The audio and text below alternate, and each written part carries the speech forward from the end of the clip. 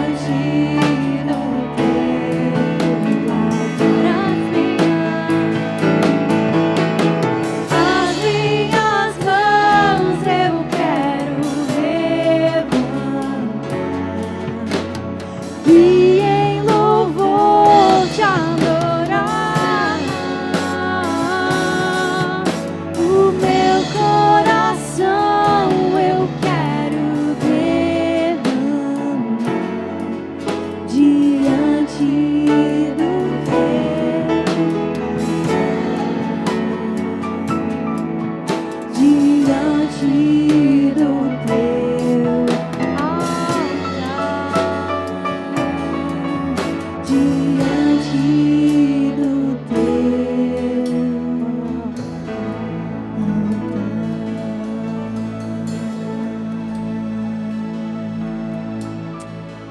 Existe a nossa vida, Santo Espírito de Deus.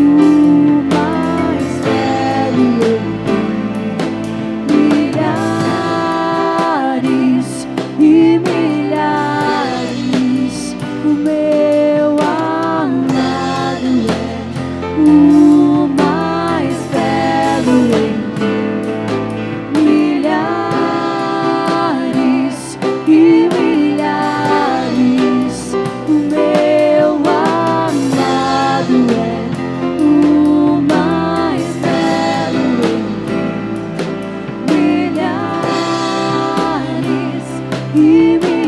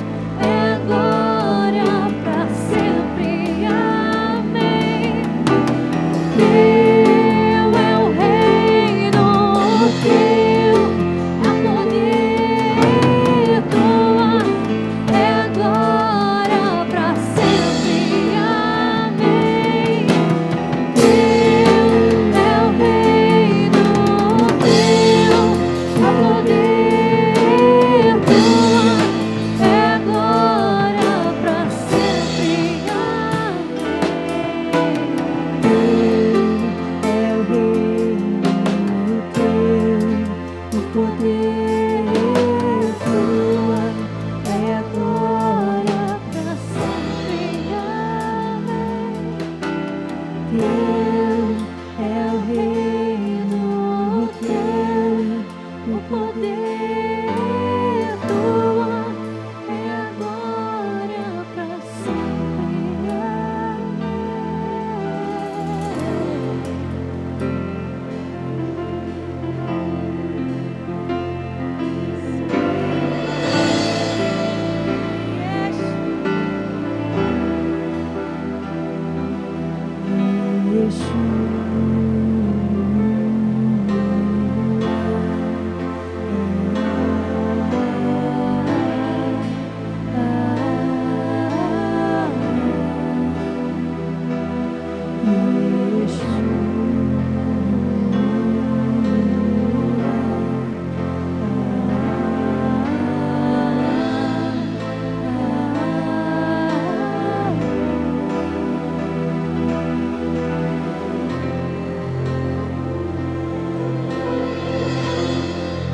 Nós te adoramos, Senhor.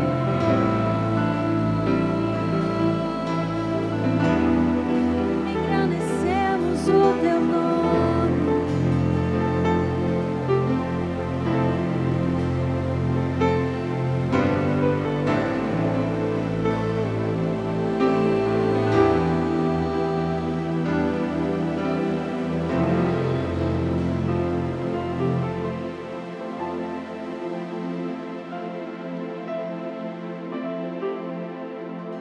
Graça e paz.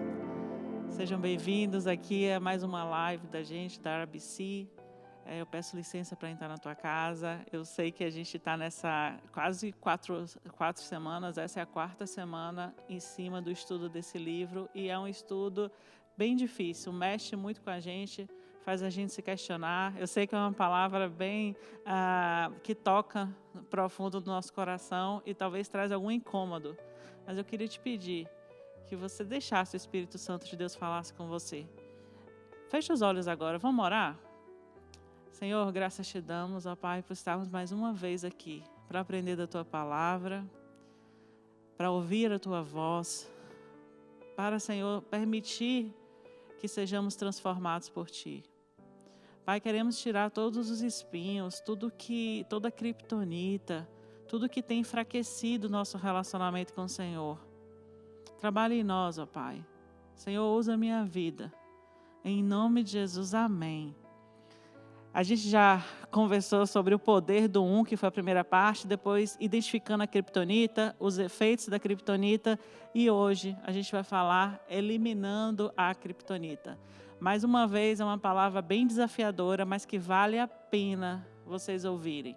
Enquanto eu estudava nessa semana, o Espírito Santo trabalhou tanto em mim, que eu terminei ontem o livro para trazer essa mensagem e eu só tinha uma coisa no meu coração. Senhor, permita-me que eu te conheça intimamente. Me deixa, ó Pai, ter um relacionamento sincero e de intimidade contigo. Isso foi o que mais soou no meu coração ontem, quando eu terminei o livro, e que está soando no meu coração até agora. Eu queria convidar vocês a abrir a palavra de Deus em Mateus, no capítulo 7, a partir do versículo 21. Mateus, capítulo 7, a partir do versículo 21, diz assim: Nem todo o que me diz, Senhor, Senhor, entrará no reino dos céus, mas aquele que faz a vontade do meu Pai que está nos céus. Muitos naquele dia hão de dizer-me, Senhor, Senhor, porventura não temos nós profetizado em Teu nome? E em Teu nome não expelimos demônios? E em Teu nome não fizemos milagres? Então lhes direi explicitamente, nunca vos conheci, apartai-vos de mim, os que praticais a iniquidade. Versículo 24. Todo aquele, pois, que ouve essas minhas palavras e as pratica, será comparado ao homem prudente, que edificou a sua casa sobre a rocha. Bom, esses versículos são bem fortes, é o próprio Jesus falando. E mostra claramente que no dia do julgamento, muitas pessoas vão estar diante do Senhor enganados, achando que estão salvos, que vão ter uma vida eterna com Deus, quando na verdade o próprio Senhor vai dizer, aparta-te de mim, porque eu não vos conheço. E eu fico pensando assim, meu Deus, o que leva uma pessoa a acreditar que tem a salvação quando ela de fato não tem? Talvez porque no decorrer da vida dessa pessoa, ela não foi alertada sobre o caminho que ela estava andando. Ela não foi alertada sobre os erros que ela estava cometendo. Ou essa pessoa não conseguiu ter um encontro com Deus porque o coração estava muito duro, estava fechado e resistiu. Ficou mais apegado às coisas dessa vida do que com os olhos fixos no Senhor, na promessa de Deus de vida eterna, para a eternidade estarmos na presença de Deus. Então, assim, muitas coisas pode levar as pessoas a chegar a esse ponto de, no dia do julgamento, falar Senhor, Senhor. Porque essa palavra aqui não é para quem não conhece a Deus. Essa palavra aqui é para pessoas que conhecem a Deus. Porque quando você se refere a Deus como Senhor, Senhor, com letra maiúscula, enfatizando, é porque de fato você conhece a Deus. Talvez você não tenha um relacionamento com Ele, mas conhecer, você já conhece, já ouviu falar. Então, o que pode nos levar, a mim e a você, a chegar nesse ponto de engano? Talvez, porque a gente vive numa sociedade hoje, a nossa geração é uma sociedade que não quer ser contrariada. Hoje, as pessoas, os professores, psicólogos orientam até que a gente não pode nem chamar a atenção dos nossos filhos. Da maneira como a gente chama, tem que ter toda uma psicologia. Aqui onde a gente mora no Canadá mesmo, os alunos não podem nem repetir de ano, para não criar uma frustração. Eles passam um aluno de ano mesmo que eles não estejam preparados. Então, a gente vive numa sociedade que passa muito a mão na cabeça. E essa cultura do politicamente correto, do não ofender, do não frustrar, tem dominado as igrejas, principalmente aqui na América do Norte, aqui no Canadá. A gente ouve muitas pessoas falando do amor de Deus, da misericórdia de Deus, de um Deus que está sempre de braços abertos, aceitando todos, o que é de fato verdade. Isso aí não tem nada de mentira nisso. Mas esse mesmo Deus que abre os braços e recebe todo mundo de braço aberto, esse mesmo Deus que se entregou completamente por mim e por você, derramou o sangue dele para que a gente tivesse acesso a Deus, esse mesmo Senhor, ele nos ensina, ele nos chama a atenção de que a nossa vida precisa ser transformada. Que nós precisamos nos arrepender dos nossos pecados, nos esvaziar de nós mesmos, nos entregar a Ele completamente. Então, se a gente prega só um lado da moeda, esquecendo o outro, se a gente tira da Bíblia, se eu rasgasse essa Bíblia e tirasse todos os versículos que ofendem a sociedade, deixasse só o que as pessoas se agradam, o que faz as pessoas felizes, será que eu estaria cumprindo o propósito de Deus, a vontade de Deus para a minha vida? Será que eu estaria sendo correta, ministrando a palavra de Deus só pela metade? Claro que não. Claro que eu não estaria sendo correta. Claro que um dia eu teria que dar satisfação a Deus. E tem um texto que sempre marcou a minha vida desde a primeira vez que eu li. É um texto que eu quero compartilhar com vocês, está em Ezequiel, capítulo 3, versículo 18 ao 21. Preste atenção nisso para vocês verem a seriedade da responsabilidade que a gente tem quando a gente compartilha a palavra de Deus. Ezequiel 3, 18 ao 21 diz o seguinte: quando eu disser a um ímpio que ele vai morrer, e você não o advertir, nem lhe falar para dissuadi-lo dos seus maus caminhos para salvar a vida dele, aquele ímpio morrerá por sua iniquidade. Mas para mim, para Deus, você será responsável pela morte dele. Se, porém, você advertir o ímpio e ele não se desviar da sua impiedade ou dos seus caminhos, ele morrerá por sua iniquidade, mas você está livre da culpa. Também, quando o justo se desviar da sua justiça e fizer o mal, e eu puser uma pedra de tropeço diante dele, ele morrerá. Uma vez que você não o advertiu, ele morrerá pelo pecado que cometeu. As práticas justas dele não serão lembradas. Para mim, porém, você será responsável pela morte dele. Se, porém, você advertir o justo e ele não pecar, certamente ele viverá, porque aceitou a advertência, e você estará livre da culpa. O que essa palavra está dizendo?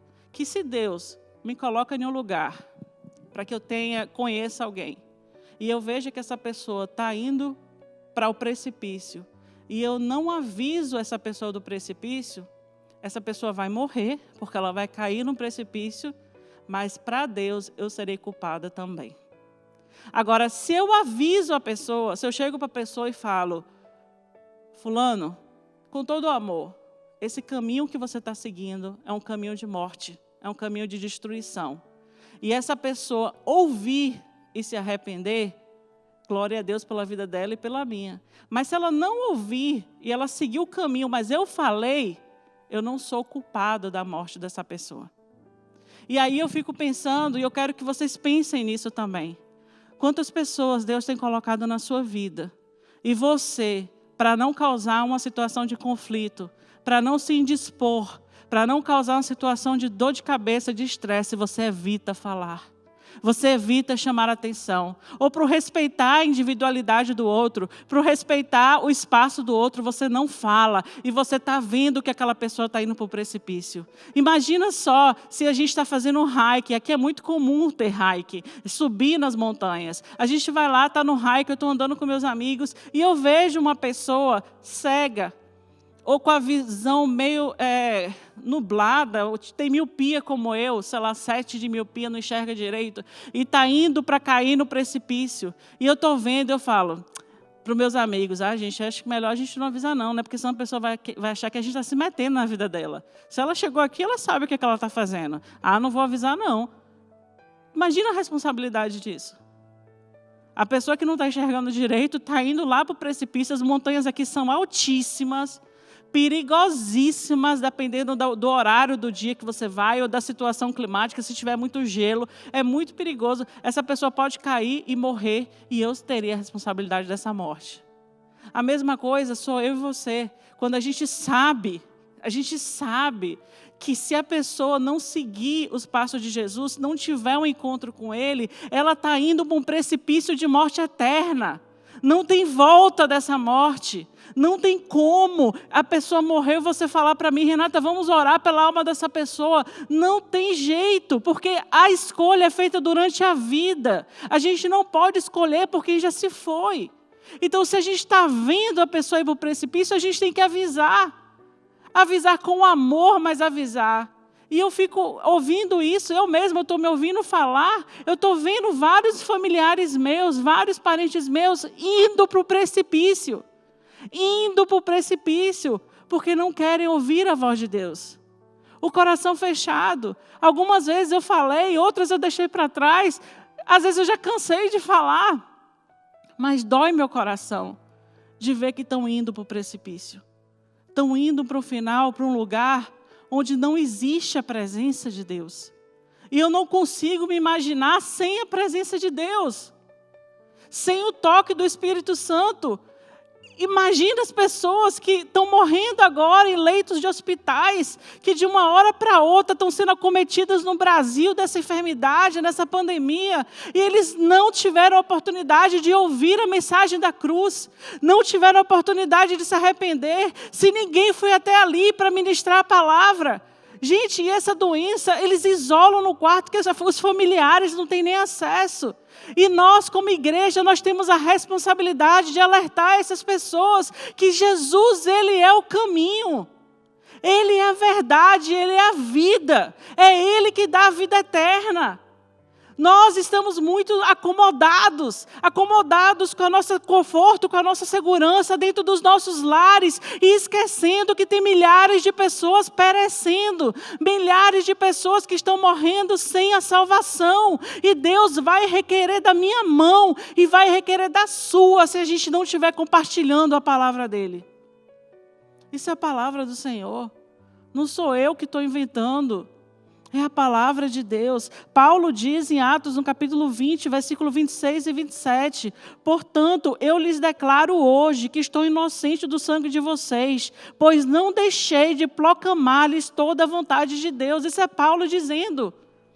Eu ministrei para vocês, então eu sou inocente do teu sangue. Será que eu vou poder falar isso, Senhor? Eu sou inocente do sangue dessas pessoas, porque todos que vieram até mim, que o Senhor trouxe, eu compartilhei da palavra de vida eterna. Tiago 3:1 diz: meus irmãos, não sejam muitos de vocês mestres, pois vocês sabem que nós, os que ensinamos, seremos julgados com maior rigor.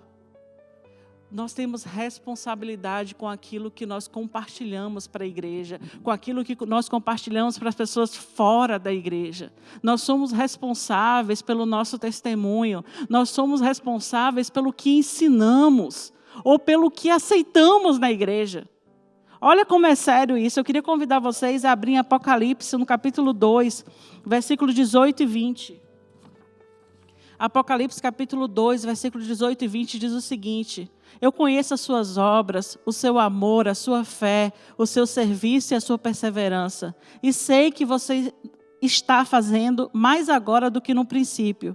No entanto, contra você eu tenho isto: você tolera Jezabel, aquela mulher que se diz profetiza com seus ensinos. Ela induz os meus servos à imoralidade sexual e comerem alimento sacrifício aos ídolos. Bom, alguns dizem que Jezabel pode ter sido uma mulher daquela época, a maioria não acredita nisso, a maioria acredita que é um paralelo com a Jezabel lá, que está lá em Reis, que o profeta Elias enfrentou. Enfim, o mais importante nesse texto que eu quero trazer hoje para vocês é: você tolera Jezabel. Você tolera, você aguenta dentro do seu meio. Olha que é uma igreja que estava crescendo. As obras, Deus fala, conheça as suas obras, o seu amor, a sua fé, o seu serviço, a perseverança. E sei que você está fazendo mais agora do que o princípio. Ou seja, é uma igreja que estava crescendo em experiência com Deus. É uma igreja que estava crescendo, é uma igreja viva. Mas qual era o problema? No entanto, contra você eu tenho isto: você tolera o mal dentro da igreja. Você aceita, você suporta, você acomoda. Quantas coisas a gente tem aceitado dentro das nossas igrejas, suportado dentro das nossas igrejas, com o pretexto de respeitar as pessoas. Quantos erros e pecados nós temos acobertado dentro da igreja com o pretexto de respeitar a individualidade da pessoa. Gente, nós daremos conta diante de Deus de tudo isso, porque não podemos acobertar todos os erros que a gente sabe que são erros, para juntar pessoas, para no final do mês ter lá os dízimos e as ofertas aumentando, mas acobertando dentro do nosso meio pessoas que não estão tendo a vida transformadas. A gente não pode fazer apelos e dizer: quem aqui quer aceitar Jesus? A pessoa vem e a gente fala: você aceita Jesus no seu coração, sua vida vai ser transformada e maravilhosa. Você começa a falar das bênçãos de ter Jesus na vida da pessoa, mas trazer a pessoa para se arrepender do pecado, ninguém quer falar. Ah, não, isso é um processo, a gente não pode ir logo falando sobre arrependimento de pecados para não afastar a pessoa, para não assustar. Gente, eu me converti com palavra de confrontamento. A vida da gente precisa sim ser transformada. Precisamos sim abrir mão de nós mesmos. Precisamos sim nos negar para que o Espírito Santo possa fluir em nós. Tira os espinhos, deixa para trás a tua vida de pecado, renasce em Cristo. O que é o batismo? É você morrer para a tua vida e nascer para o Senhor, nascer para uma vida de eternidade com o Pai. Isso que é o simbolismo do batismo. A gente não pode descer as águas se a gente não quer abrir mão da nossa vida antiga. Como que a gente vai nascer de novo se a gente continua pegado ao eu anterior, ao eu do passado? A gente não pode aceitar Jesus trazendo todos os nossos ídolos junto com a gente.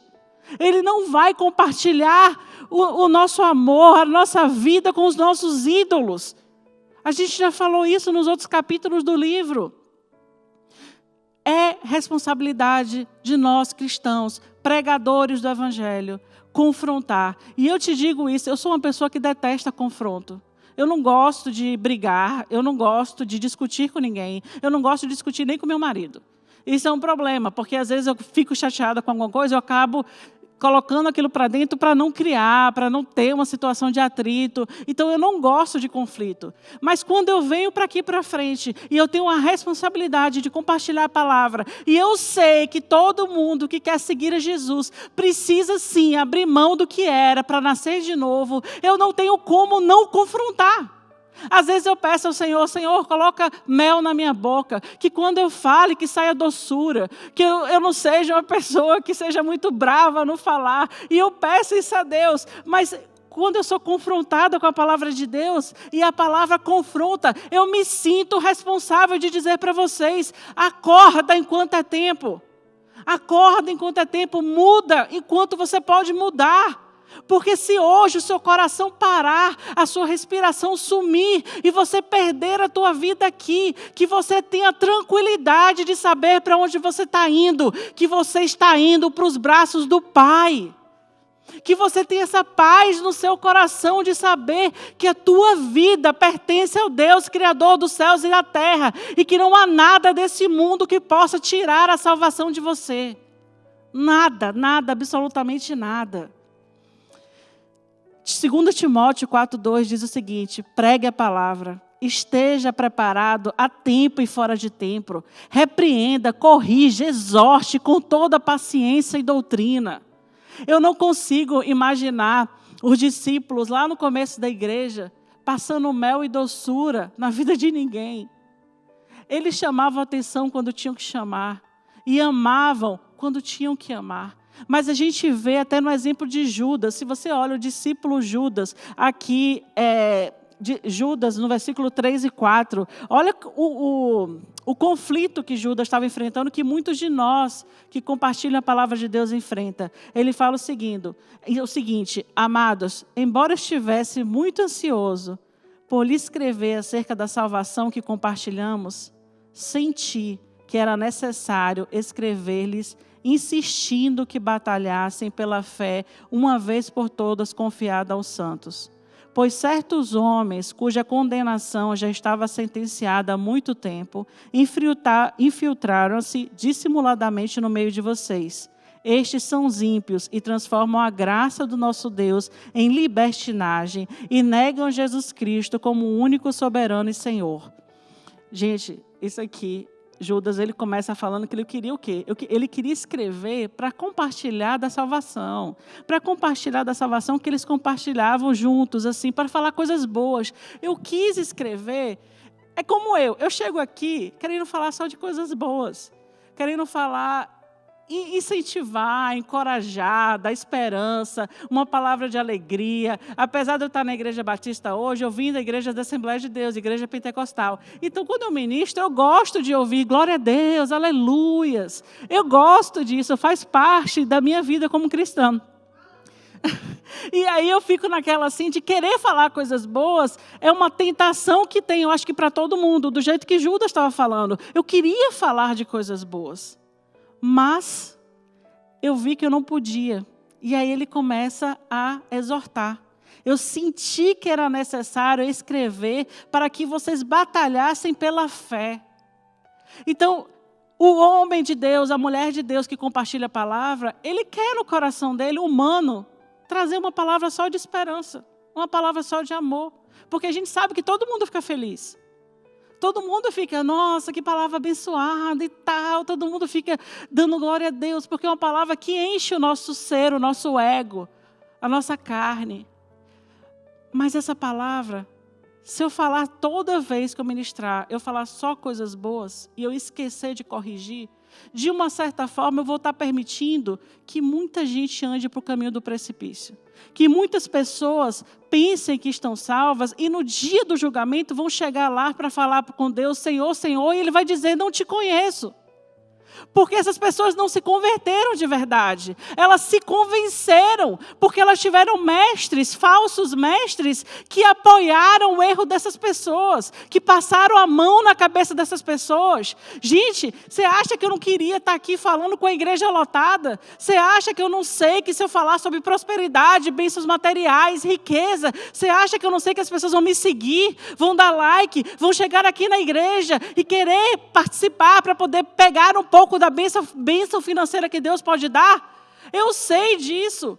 Mas eu também sei que eu vou dar conta de Deus do que eu estou falando. E eu sei que se essas pessoas perderem a salvação, Deus vai requerer da minha mão. Então, antes de eu ter uma igreja cheia pregando a mentira, eu prefiro pregar para 3 pessoas a verdade. Antes de preferir ser reconhecida por um trabalho, por ser pregadora do evangelho, para que o mundo me reconheça, eu prefiro pregar para 3 que eu possa levar para o Senhor. 3 que eu possa mostrar para eles o caminho que um dia alguém mostrou para mim. Que foi uma palavra de exortação, uma palavra de transformação, mas uma palavra que me fez firme na rocha. Veio tempestade, veio chuva, veio tudo, mas a minha casa estava firme na rocha. E a minha rocha é Jesus Cristo. E é esse Jesus Cristo que eu quero compartilhar com vocês essa noite. Um Jesus Cristo que me ama, que se entregou por mim, que é um Pai amoroso, cuidadoso, presente, mas sim, que Ele quer minha vida transformada. Uma vida em santidade na presença dEle. Nossa, gente, de novo, eu queria muito ser mais doce no falar, mas é complicado. Edmund Burke escreveu: o necessário para que o mal triunfe é que os homens bons não façam nada. E é muito mais fácil para mim, que não gosto de conflito, estar aqui no Canadá e simplesmente concordar. Concordar com as igrejas, concordar com os pastores, concordar com a maneira como eles conduzem as igrejas aqui. Mas como eu leio a palavra e como o Espírito Santo fala no meu coração, eu acabo trazendo esse tipo de mensagem que nos faz confrontar e nos faz ter sede de transformação. Filipenses 3, 18 e 19 diz o seguinte: como eu já lhe disse repetidas vezes, e agora eu repito com lágrimas, há muitos que vivem como inimigos da cruz de Cristo. Quanto a estes, o seu destino é a perdição.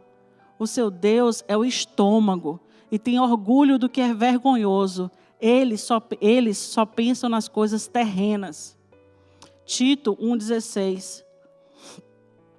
Segundo Efésios 4, 14 e 15. O propósito é que não sejamos mais como crianças, levados de um lado para o outro pelas ondas, nem jogados para cá e para lá por vento de doutrina e pela astúcia e esperteza de homens que induzem o erro. Antes, seguindo a verdade em amor, cresçamos em tudo que naquele é a cabeça Cristo. No meio de nós, no meio da igreja no Brasil, no meio da igreja aqui do Canadá, em qualquer lugar, sempre vai ter pessoas que vão estar direcionando pessoas ao erro, a congregação para o erro. Sempre vai ter gente que vai estar ensinando o que faz bem para a tua carne, sem fazer com que você reflita no que Deus quer para a tua vida, no que Deus ensina na palavra dele. E como, Renata, que a gente vai saber qual é o ensinamento que é real ou qual é o ensinamento que é falso? Leia a palavra de Deus. E quando você lê a palavra de Deus, não lê como se fosse um livro de mágica, que você fala assim: ai, Senhor, fala comigo, e abre e procura um versículo. Leia a palavra de Deus pedindo: Espírito Santo, fala no meu coração. E comece a estudar. Hoje a gente tem diversas formas de ler a palavra. No celular, no iPad, no computador. Leia a palavra. Busque conhecimento. E sempre desconfie de quem só está querendo te encorajar, sem chamar a tua atenção, sem fazer com que você reflita nos erros. Isso é muito, muito importante. Desconfie de todo mundo que só queira pregar sobre as coisas da carne. Romanos 6, 1, 2 diz o seguinte: que diremos então? Continuaremos pecando para que a graça aumente? De forma nenhuma. Nós, os que morremos para o pecado, como podemos continuar vivendo nele? Existem pessoas que elas pecam, elas sabem que estão pecando, mas o coração é tão duro que elas não querem mudar. Elas simplesmente podem estar na igreja, são amigos do evangelho, talvez cresceram lá cristão, mas elas nunca tiveram encontro com Deus, elas pecam, elas sabem que estão fazendo errado, mas continuam fazendo. A gente vê isso muito em quê? Por exemplo, pessoas que usam do evangelho para ganhar dinheiro para si mesmo, para enriquecer, não pensam na obra, não pensam em missões, não pensam em transformações de alma, pensam neles mesmos. Estão dentro da igreja, mas não se converteram. Agora, tem pessoas que são enganadas no sentido que eles acreditam na mentira de que todos nós somos pecadores por natureza, o que é verdade, né? Mas que o sangue de Jesus é poderoso para livrar do julgamento, mas não para livrar do pecado. Ou seja, a pessoa acredita que a graça de Deus que está sobre eles livra eles do julgamento final, porque afinal estão sobre a graça, o sangue de Jesus está sobre a vida deles, mas que essa graça não é suficiente para livrá-los do pecado. Como é que Deus pode ser tão grande para livrar a pessoa do julgamento, mas tão pequeno para livrar a pessoa do pecado? Olha que contradição. Se Deus é tão grande para nos livrar do julgamento, Ele é tão grande para nos livrar do pecado. Agora, se a gente se apega ao pecado, se a gente gosta tanto do pecado que a gente não é capaz de pedir a Deus para nos livrar dele, aí a gente está com problema. Aí a gente está com um problema sério. Porque a gente tem consciência, o Espírito Santo nos alerta, mas a gente, não tem problema não. Eu tenho uma graça, isso aí não tem problema. Agora, existem pessoas também que têm consciência do pecado, estão sofrendo pelo pecado, mas não sabem como se desvincular dessa criptonita que está tirando a energia deles. Eu queria parar só um pouquinho, 3 minutinhos, para vocês ouvirem o testemunho do autor desse livro. É só 3 minutinhos. Em 3 minutinhos a gente volta. E meu comportamento. Paulo finalmente escreve para a igreja aos Coríntios. And he says, don't you realize E ele diz, vocês não percebem that those who do wrong que aqueles que são will perversos not não inherit the kingdom of God. irão herdar o reino de Deus. Don't fool yourselves. Não se enganem. You know, it's one thing to fool the person sitting next to you. Uma coisa é enganar quem está do seu lado, It's another thing to fool yourself. outra coisa é enganar você mesmo. Keep the scripture up there for me. Deixa aí o versículo na tela, por favor. Those who indulge in sexual sin. Aqueles que se envolvem em pecado sexual. Stop. Para aí. I am first on the list. Eu sou o primeiro da lista. That's me. Esse sou eu. When I was 12 years old, Quando eu tinha 12 anos de idade, one of my friends introduced me to pornography. um dos meus amigos me apresentou o que era pornografia. You know what happened? Você sabe o que I aconteceu. got addicted. Eu fiquei viciado. By the time I was in high school, No tempo que eu já estava no colegial, I am undressing girls in my class eu despia com os olhos as meninas na and classe, having the wildest sexual com fantasies. as piores fantasias sexuais. I am completely eaten with lust. Estava completamente corrompido com lascívia. I go into my fraternity. Eu ia para minha república At na faculdade university. e na minha universidade. It intensifies E isso intensificou-se because of the lewd living that we did. pela forma de vida que nós tínhamos lá. But I got saved Mas aí eu fui salvo, at the age of 19, na idade de 19 anos. actually in my fraternity. Na verdade, aí nessa fraternidade I da remember the day I faculdade. got saved. Eu me lembro do dia que eu fui salvo. Cussing left my life like that. O xingamento saiu da minha vida, My como drunkenness gone, minha bebida saiu, but I was still bound to lust. mas eu ainda estava preso na lascívia. When I was 23 years old, Aos 23 anos de idade, I married, in my eyes, the most beautiful girl that walks the planet. eu casei aos meus olhos na menina mais linda que eu já vi no planeta. I thought I'll be fine now. Eu achei, agora vai dar tudo certo. Got worse. Piorou. 1983, 1983, at 24 years of age, aos 24 anos de I entered the idade, ministry. eu já estou no I was ministério, completely eaten up with lust. mas ainda estou consumido com essa It lascívia. was affecting my marriage, Estava afetando meu casamento, not just in our bed. não só o relacionamento But in no every leito, aspect. mas em todo aspecto. My job at my church A minha função na was igreja to take care of guest speakers. era cuidar dos preletores que vinham convidados. It was one of the best known churches in Era America. uma das igrejas mais conhecidas nos Estados Unidos. There was a man who came frequently to our church. Havia um homem que vinha com frequência em nossa His igreja. name was Lester O Summerall. nome dele é Lester Summerall. He had probably the most powerful deliverance ministry on the planet. Era aquele que tinha talvez o ministério de libertação mais poderoso no planeta. He and I had become very close. Eu e ele nos tornamos muito próximos. In the fall of 1984, No outono de 1984, I opened up with him. eu me abri com ele. I said, Dr. Summerall, Eu falei, Dr. Summerall, I'm bound by lust. eu tô preso nessa lascívia. I shared with him. E compartilhei com ele. Man, did he rebuke me. Oh, ele realmente me repreendeu, Like a good father. como um bom pai. I listened to every word he said. Eu escutei cada palavra que ele disse. When he was finished, E quando ele terminou, he said, Brother Summerall, would you please pray that I be free? eu falei, meu irmão, ora para que eu seja livre. He said, absolutely. Ele falou, com certeza, Come here. vem aqui. Put his hand on my head. Colocou a mão na minha cabeça, Prayed a strong prayer. orou uma oração forte. You know what happened? Sabe o que aconteceu? Nothing. Nada. I guess I better find somebody that's got a more powerful deliverance ministry. Então acho que é melhor achar alguém que tem um ministério de libertação mais poderoso. You're not going to find anybody. Você não vai achar ninguém. 9 months later, 9 meses depois, May 1985, 1985, 19 de maio, a man gave me his condominium. um homem me empresta uma casa no seu condomínio. Spent 4 days fasting and praying. E eu passo 4 dias lá orando e jejuando. On the 4th day of that fast, No 4º dia daquele jejum, May 6th, dia 6 de maio 1985, de 1985, I got completely set free from pornography. eu fui completamente livre da pornografia. I'm still free over 30 years Estou later. livre agora, mais de 30 anos depois, até agora. Filipenses 3:8. Mais do que isso, considero tudo como perda, comparada com a suprema grandeza do conhecimento de Cristo Jesus, meu Senhor, por cuja causa perdi todas as coisas. Eu as considero como esterco para ganhar a Cristo. Gente, vocês acabaram de ouvir um testemunho de um homem que lutou muito tempo contra o pecado.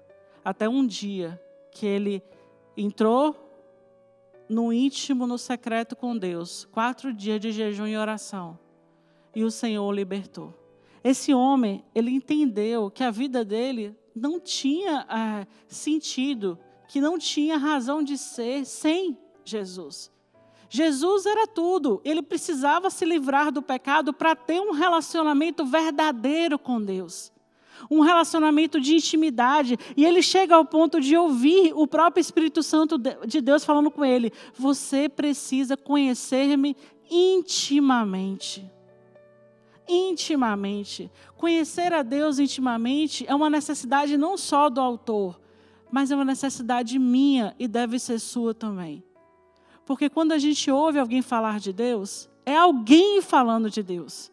Agora, quando a gente ouve o Espírito Santo falar com a gente, é Deus se relacionando. Então, quando a gente ora, nós estamos falando com o Senhor. E quando Ele responde, através da palavra dEle no nosso coração, nós passamos a entender que o nosso Deus é vivo e Ele se relaciona com a gente. E Ele, nesse relacionamento, Ele vai nos fortalecer. E nos fortalecendo, nós vamos vencer o pecado diariamente. E toda vez que o pecado puxar para que a gente caia, o Espírito Santo nos dá força para levantar e nos mantém de pé. Porque essa graça, ela nos fortalece para vencer o pecado dia a dia. Então eu falo com você nessa noite que está me ouvindo aí do outro lado. Se no teu coração você está lutando pelo pecado e você sabe que o que você está fazendo é errado. Você sabe que o que você está fazendo está te afastando de Deus. Está te levando para um caminho que não é o caminho que Deus tem para a tua vida. Nessa noite, abra o teu coração e fale: Senhor, me liberta desse pecado. Espírito Santo, fortalece a minha vida e me faz enxergar que Tu és o meu Deus. Eu preciso que o Espírito Santo me fortaleça diariamente, porque sim, eu sou humana, sou frágil, sou pecadora, e sem Ele eu não vou conseguir. Mas Ele nos fortalece, Ele nos coloca de pé. Tem um texto que o autor compartilhou com a gente, está em Lucas, no capítulo 14, a partir do versículo 16, diz o seguinte: Jesus respondeu a uma parábola. Jesus respondeu: certo homem estava preparando um grande banquete e convidou muitas pessoas. Na hora de convidar, enviou seu servo para dizer aos que tinham sido convidados: venham, pois tudo já está pronto. Mas eles começaram um por um a apresentar desculpas. O primeiro disse: acabei de comprar uma propriedade e preciso ir vê-la. Por favor, desculpe. Tem alguma coisa o cristão querer comprar uma propriedade? Não tem problema nenhum. Aí o segundo disse: acabei de comprar 5 juntas de boi e estou indo experimentá-las. Por favor, me desculpe. Tem alguma coisa você ter boi? Fazenda? Eu não vejo problema nenhum nisso, né? Aí então o outro disse: acabei de me casar, por isso não posso ir. Tem alguma coisa a pessoa casar? Também não. O casamento é de Deus. E o servo voltou e relatou isso ao seu senhor. Então o dono da casa irou-se e ordenou ao seu servo: vá rapidamente para as ruas e becos da cidade e traga os pobres, os aleijados, os cegos, os mancos. Disse o servo: o que o Senhor ordenou foi feito e ainda há lugar. Então o Senhor disse ao servo: vá pelos caminhos e valados, obrigue-os a entrar para que minha casa fique cheia. Eu lhes digo, nenhum daqueles que foram convidados provará do meu banquete. E aí o autor do livro pega esse texto e ele faz o seguinte, ele dá o exemplo da vida dele. Ele aprendeu, quando Jesus o libertou do pecado, no caminhar dele com Cristo, que Deus era a razão dele viver. Era o tudo. Todas as outras coisas eram depois. Deus é tudo. E nada do que a gente possa fazer para colocar em primeiro lugar é certo. Isso se torna criptonita e pecado. Por exemplo, você não tem problema nenhum de você comprar uma propriedade, de você investir em gado, seja o que for. Mas a partir do momento que isso se torna o seu ídolo, que você vive para isso, isso é criptonita. Não tem problema você trabalhar, fazer a renda para a tua família e sustentar a tua casa. Isso não é problema. Mas quando o trabalho se transforma na sua prioridade acima de Deus, isso é criptonita. Se você tem a sua família e você a ama e cuida, não tem problema. Mas se a sua família passa por cima de Deus, criptonita. Então, o que é que a gente pode estar colocando no nosso coração que está passando por cima da grandeza de Deus na nossa vida? Não tem problema trabalhar, prosperar, investir, casar. Nada disso é problema. O problema é colocar qualquer uma dessas coisas acima de Deus. Acima do chamado de Deus. Por exemplo, eu estou aqui hoje, Deus tem me abençoado. Se o Espírito Santo fala no meu coração, Renata, é hora de levantar acampamento. Eu preciso de você em outro lugar. Você vai ter que começar tudo de novo. Eu vou ficar apegada a tudo que eu construí aqui? Ou eu vou obedecer à voz de Deus? Eu vou obedecer à voz de Deus. Quando eu estava no interior de Minas, antes de vir para o Canadá, eu estava ajudando na igreja lá, uma igreja pequenininha. E a igreja cresceu, e graças a Deus, Deus foi abençoando, pessoas foram chegando, vidas sendo transformadas. E quando eu estava criando gosto, tipo assim, agora eu quero ficar aqui, porque está tudo tão legal, está tudo dando certo. Jesus falou comigo, agora você vai para o Canadá. Eu queria muito vir para o Canadá, mas naquele momento eu falava, ai Deus, será que não posso ficar mais um pouquinho aqui só para aproveitar? E Deus, não, é hora de você ir. E nós obedecemos a voz de Deus, o chamado de Deus. O autor, ele deu um exemplo. Ele disse que ele gostava muito de futebol americano. Acho que era beisebol, não, acho que era beisebol. Não lembro direito se era futebol americano ou se era beisebol. E aí ele mudou, foi para o Texas. E chegou no Texas, ele começou a torcer para um time que tinha lá. No começo ele nem gostava, não dava nem bola. Mas de repente ele começou a torcer muito. Tipo, aquilo ficou, sabe? Ele se envolveu, começou a falar desse assunto com os amigos. E ele chegava no trabalho, ele já sabia o nome de todos os jogadores. E todo mundo comemorava as vitórias e falava do próximo campeonato. E ele estava naquela coisa que ele já saía da igreja, do culto de domingo, chegava em casa, não trocava nem de roupa para ver o tal do time jogar. Tem problema isso? Não tem problema. Só que nesse dia, no último dia do campeonato, final do campeonato, ele está lá e o Espírito Santo de Deus fala com ele, sai daí, entra no quarto, fecha a porta e vem ter um encontro comigo. Vem orar. E ele falou assim, Espírito Santo, não tem problema. Deixa acabar o jogo. Quando acabar o jogo, eu vou para lá e vou orar.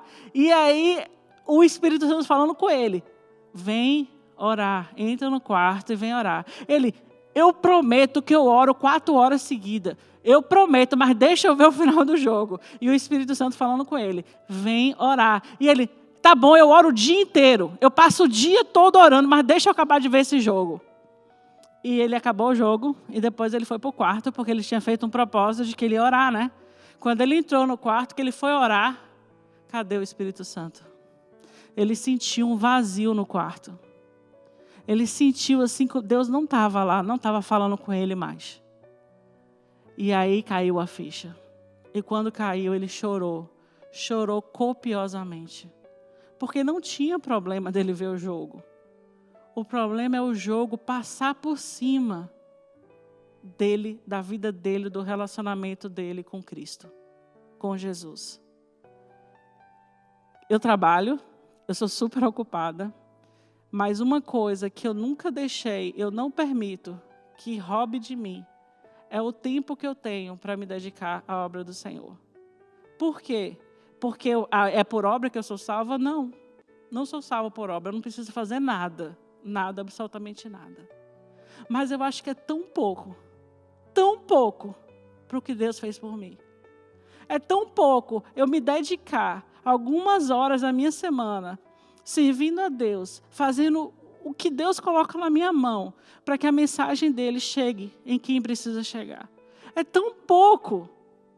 Tem pessoas hoje, nesse exato momento, que estão presas na China, estão sendo perseguidas no Oriente Médio, por compartilhar a palavra dele.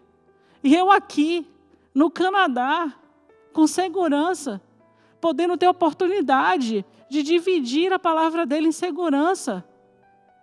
Eu vou abrir mão de fazer, porque eu tenho que trabalhar, porque eu tenho que, sei lá, me dedicar à minha família, porque eu tenho que fazer um pouco mais de dinheiro. Não.